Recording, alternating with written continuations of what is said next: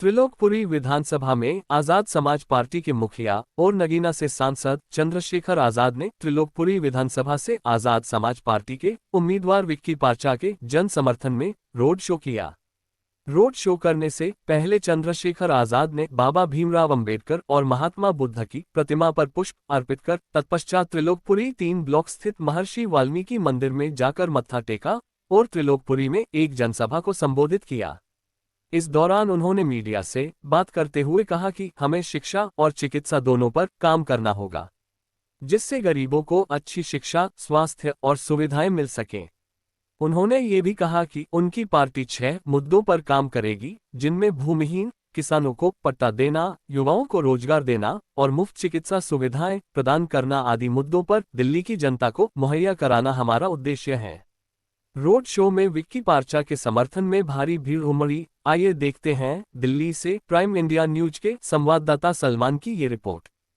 हमारी दिल्ली की टीम वो तय करके जो हमें आदेश देगी हम लोग उस पर काम करेंगे। पार्टी यहाँ आगे बढ़ने का काम कर रही है, क्योंकि लंबे समय से यहाँ सभी लोगों को हम लोग मौका देते रहे और मौका देके ठगे जाते रहे। हमें सारी लड़ाई खुद ही लड़नी पड़ती है। जिस बुध विहार में हम लोग खड़े हैं, इस बुध विहार की भी लड़ाई हमें खुद ही लड़नी पड़ी। समाज के तौर पे कोर्ट से लेकर तमाम तरह के प्रयास करके आज ये हमारे पास है। तो मैं समझता हूँ कि हमें कुछ भी आसानी से नहीं मिला, और अगर हमें आगे बढ़ के अपने आने वाली पीढ़ियों के लिए कुछ करना है तो हमें राजनीतिक शक्ति अपने हाथ में लेनी पड़ेगी।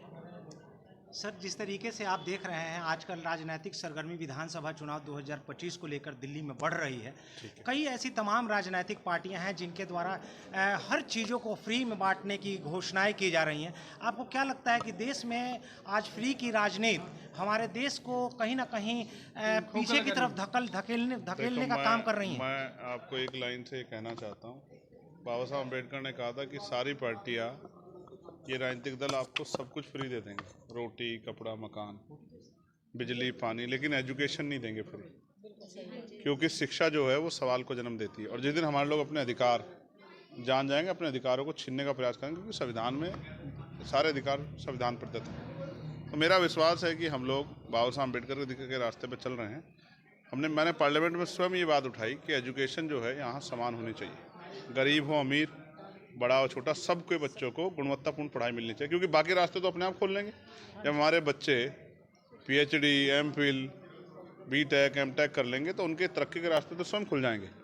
ये ज्ञान के रास्ते जो बंद किए गए थे लंबे समय तक, जिसको बाबा साहब ने दरवाजे को तोड़ा, अब उन दरवाजों को जो अभी हैं पैसे के आधार पर, उनको तोड़ के हम लोग इस लड़ाई को आगे बढ़ाने का काम करेंगे। शिक्षा और चिकित्सा, ये दोनों गरीब के बस में होनी चाहिए। सर, एक सवाल और आपसे। आप देख रहे हैं कि दिल्ली में ही राजनीतिक पार्टी के द्वारा ये अनाउंस किया जा रहा है कि हम जब से राजनीति में दिल्ली की आए हैं तब से शिक्षा फ्री दे रहे हैं, लोगों को चिकित्सा फ्री दे रहे हैं।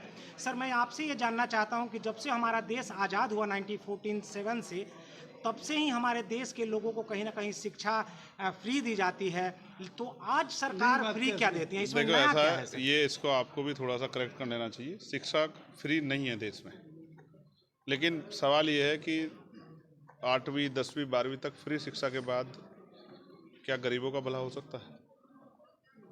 आज ये सरकार जो दिल्ली में है, ये बताए BSc के लिए बच्चों के लिए क्या स्कॉलरशिप दे रहे हैं, BTech वालों को क्या स्कॉलरशिप दे रहे हैं, MTech वालों को क्या स्कॉलरशिप दे रहे हैं, हायर एजुकेशन में क्या कर रहे हैं। इसी बार घोषणा की मुख्यमंत्री ने मेरे पत्र के बाद कि हम हायर एजुकेशन में स्कॉलरशिप देंगे, और अगर विदेश कोई बच्चा पढ़ना जाएगा तो हम उसको उच्च स्तरीय जो उच्च स्तरीय पढ़ाई करेगा, हम उसको स्कॉलरशिप देंगे।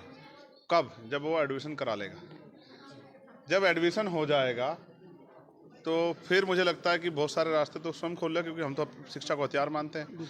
ये जो खेल है ना, इसको समझना पड़ेगा।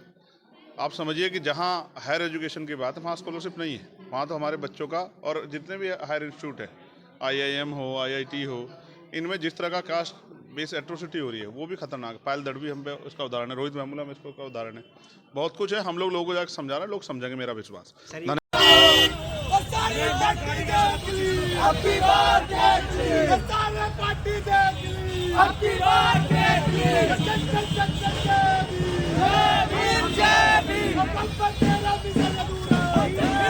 Happy करेगी पूरा, मोहब्बत तेरा किसे अधूरा, बीमार भी करेगी पूरा,